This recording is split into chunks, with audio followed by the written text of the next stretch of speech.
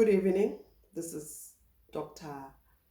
Ayanda Lebele, Director Library Services at BUST. BUST is the Botswana International University of Science and Technology. It is in the central part of the country, Botswana. It's about 300 kilometers from the capital, Gaborone. And I am doing this recording seated in the capital, Gaborone. This is where I'm spending my lockdown time, my curfew, COVID-19 curfew. I'm spending it in Gaborone. I've been asked by Maha to share a bit of my curfew diary.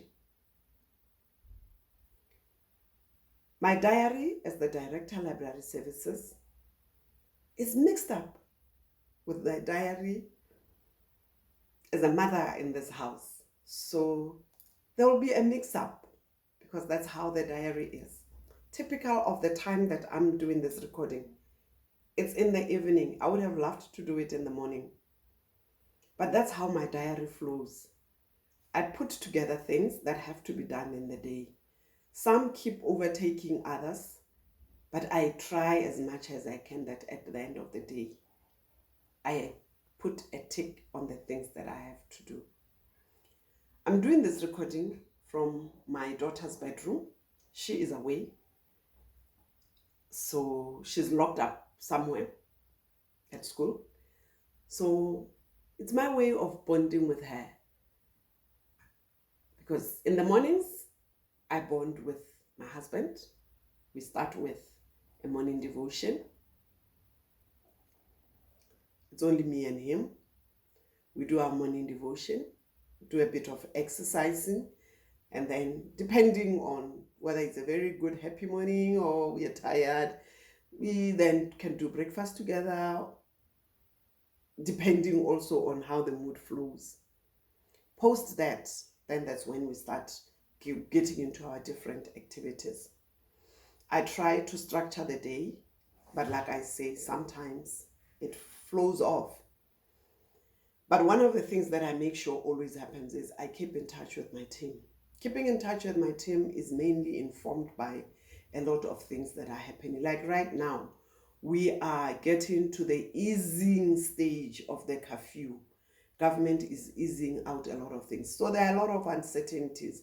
So the whole part, a good part of today, we were talking more about the uncertainties and trying to feed the structure of things that we are planning to take on after the COVID lockdown.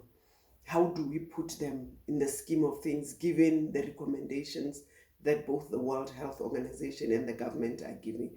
But we are also cognizant of the fact that we are still waiting for the broader institutional management guidance. So the day was a bit confusing today because it's the first day of the easing out and we don't know what exactly is going to be eased out. So that's how this is how today unfolded, unfortunately, because of that bit of uncertainty. But on a typical day, I try to do a bit of my also professional development. I've been trying to send abstracts. So far, I've sent 3 abstracts, and I'm responding to. I've done a conference paper for one abstract that was already accepted. So at least that one has been dusted and put. So that also was taking a good part of my days during the curfew. It's one of the professional things I was doing during the curfew. I've had quite a number of meetings. Some of these online meetings, they take longer than I would have loved to, but that's the nature of it. That's one thing I didn't like during the curfew. The meetings take longer. People forget that we have other things that we have scheduled. And the meeting kind of take you out of your comfort zone. I didn't like that.